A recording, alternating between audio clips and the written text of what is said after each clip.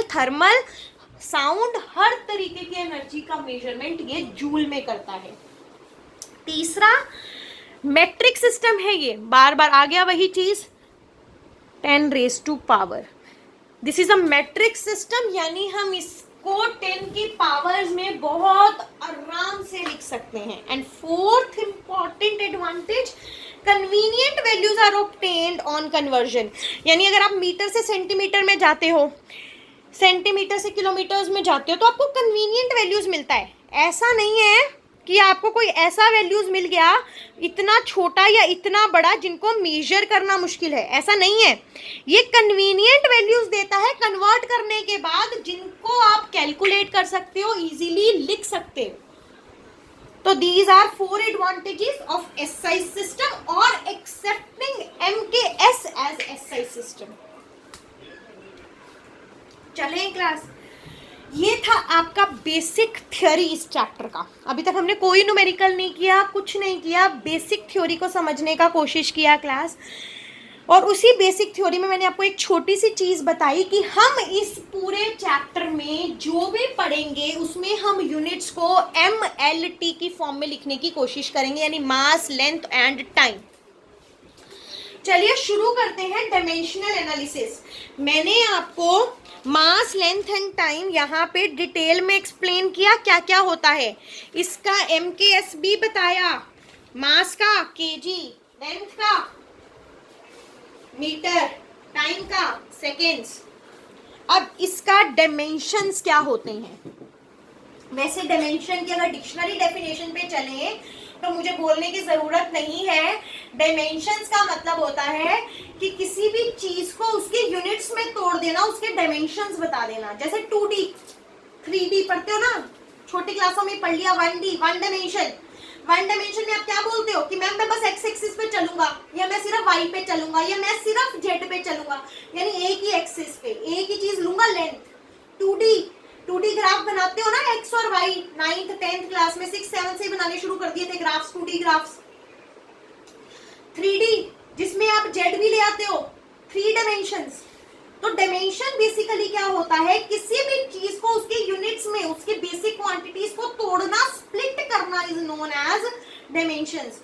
लेकिन इस particular chapter में हम लोग कोशिश करेंगे, ऐसा नहीं है सब कुछ MLT में लिखेंगे, बहुत सारी क्वांटिटीज आपके पास ऐसी आएंगी जिसमें MLT के अलावा भी स्प्लिटिंग होगी। लेकिन 90% of the quantities we'll deal in this particular chapter will split into 3 units, that is MLT, mass, length and time. चलिए पहला पढ़ने की कोशिश करते हैं, डिस्टेंस। तो डिस्टेंस में मास है क्या क्लास? नहीं ना। तो मास क्या हो गया डिस्टेंस का? 0। लेंथ है? बिल्कुल है। कितने टाइम्स लेंथ है? 1 टाइम। टाइम है? नहीं है, टाइम 0। तो इसका डायमेंशन क्या हो गया क्लास? लिख देख, समझिए आराम से, क्या हो गया इसका डिस्टेंस का MLT? M0, क्योंकि इसमें मास नहीं है डिस्टेंस में। लेंथ 1, क्योंकि distance itself is a length, and time 0 because time is not hiding in distance. Now area, आप एक बार सोचिए, यहां पे मैं थोड़ा रफ वर्क करके एक्सप्लेन करूंगी आपको। एरिया आप किसी भी चीज का लीजिए, चलिए एरिया आप स्क्वायर का ले लीजिए, तो क्या होगा मैम? लेंथ इंटू लेंथ, यानी side into side. Side into side बोलते हो ना आप लोग, तो यानी इसमें साइड कितनी बार आ गई? 2 बार, यानी लेंथ 2 बार आ गई। रेक्टेंगल, रेक्टेंगल का एरिया क्या हो गया? लेंथ इंटू ब्रेथ, यानी इसमें कितनी बार लेंथ आ गई? 2 बार। अच्छा, किसी स्फीयर का एरिया क्या हो गया क्लास? पाई आर स्क्वायर, यानी इसमें पाई तो कांस्टेंट है, लेंथ कितनी बार आ गई? आर स्क्वायर, 2 बार। यानी आप कोई भी एरिया लेके देख लेना क्लास, कोई भी, किसी भी शेप का, उसमें लेंथ 2 टाइम्स आएगी। ट्रायंगल का area half into length base into height, तो हाफ तो constant, base 1 length, height 2 length. तो यानी एरिया में मास तो आया नहीं, लेंथ 2 बार आया, टाइम आया नहीं। एग्री? तो ये एरिया का यूनिट हो गया। अब आ जाइए वॉल्यूम, किसी भी चीज का वॉल्यूम बोलिए, चलिए आप मुझे, किसी भी चीज का। सपोज मैं वॉल्यूम ले लेती हूँ क्यूबॉइड का, क्या हो गया? Length into breadth into height.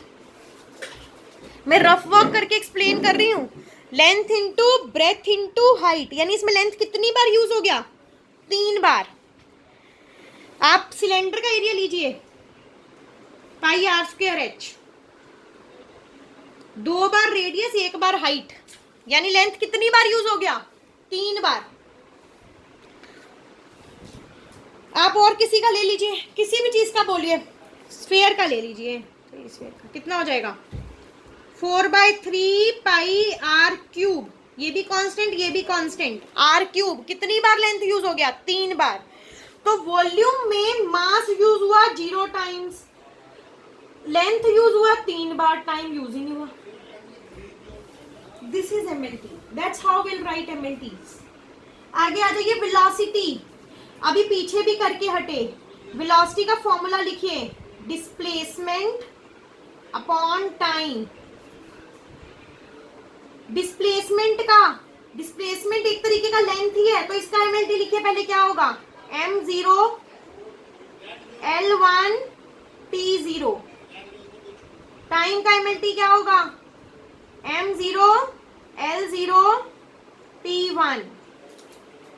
Agree? इनका डिराइव कीजिए, m0 m0, 0 माइनस 0, नीचे से पावर ऊपर जाएगी, डिवाइड में सब्ट्रैक्ट होगी, 0। 1 माइनस 0 1, 0 माइनस 1 -1। तो what is the MLT of velocity? m0 l1 t-1। Agree? Acceleration पढ़ चुके हो, बट वैसे मैं यहाँ एक्सप्लेन करती हूँ। एक्सलरेशन क्या होता है? Change in velocity upon change in time. Change in velocity upon change in time. थोड़ा सा यहाँ स्पेस का इश्यू है, मैं आगे एक्सप्लेन करती हूँ आपको। एक्सलरेशन आई है क्लास? सो एक्सलरेशन,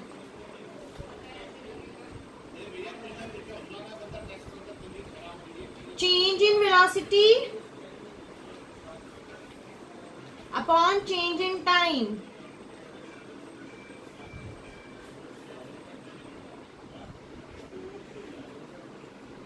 वेलोसिटी का change, distance upon time, displacement, sorry velocity है ना, वेक्टर है तो डिस्टेंस नहीं ले सकते, वेक्टर है तो वेलोसिटी के लिए डिस्प्लेसमेंट आएगा, स्पीड के लिए डिस्टेंस आएगा। डिस्प्लेसमेंट अपॉन टाइम और change in time again time. तो ये क्या हो गया class? Displacement upon time, this time comes here time square. Displacement upon time square, displacement upon time square. Displacement का MLT m0 l1 t0, time square का m0 l0 t2। 0 minus 0 0, 1 minus 0 1, 0 minus 2 -2। So what is MLT of acceleration? m0 l1 t-2, m0 l1 t-2। So acceleration is change in velocity upon change in time। Velocity को कैसे explain करेंगे class? Displacement upon time upon change in time itself is a time. ये time multiply होके यहाँ जाएगा, so displacement upon time square.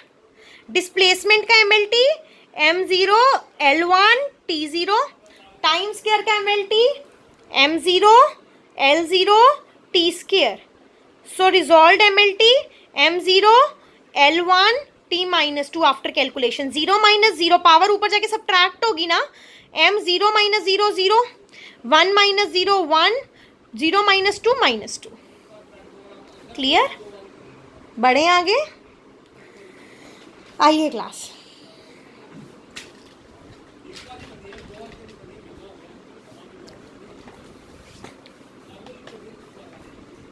Next is momentum. Next is momentum. Momentum का MLT class momentum का formula होता है P, symbol होता है, फॉर्मूला होता है mass into velocity, mass into velocity. Mass का एमएलटी m1, मास में लेंथ नहीं है, मास में टाइम नहीं है। वेलोसिटी का एमएलटी अभी डिराइव करके हटे क्लास। वेलोसिटी का MLT m0 l1 t minus one, यहीं से कॉपी कर रही हूँ, बार बार डिराइव करके नहीं दिखाऊंगी। m0 l1 t minus one, m0 l1 t minus one. Clear? Hopefully clear. Multiply में पावर्स ऐड होती हैं। 1 प्लस 0 1, मास कितना हो गया 1, length 0 plus 1 1, time 0 minus 1 -1। So what is the MLT of momentum? m1 l1 t minus 1, m1 l1 t minus 1। Now in our next class हम लोग इसी तरीके से आगे बहुत सारी फिजिकल क्वांटिटीज के MLTs लिखना सीखेंगे। आज की क्लास होपफुली आपको क्लियर, इससे ज़्यादा आपको डाइजेस्ट करना मुश्किल हो जाएगा सिंगल क्लास में। वैसे टारगेट मेरा यहाँ तक था, लेकिन no issues. In our next class हम लोग इसको आगे की तरफ बढ़ाएंगे और MLTs डिटेल में सीखेंगे। अब आपको जैसा कि मैंने समझाया था, आप पहले वीडियो को अच्छे से समझें, फिर PDF से नोट्स बनाएं, फिर आप अपना असाइनमेंट सॉल्व करके मुझे व्हाट्सएप पे सबमिट करें।